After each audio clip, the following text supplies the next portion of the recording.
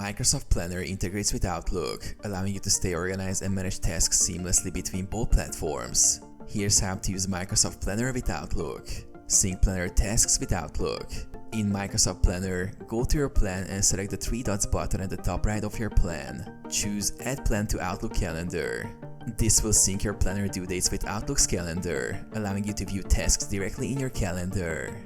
Create planner tasks from Outlook.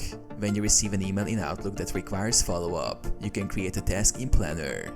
Open the email and click on the Planner button in the top Outlook menu. Select Create a task in Planner, assign it to a specific plan, and set due dates. You can also add comments and attachments from the email.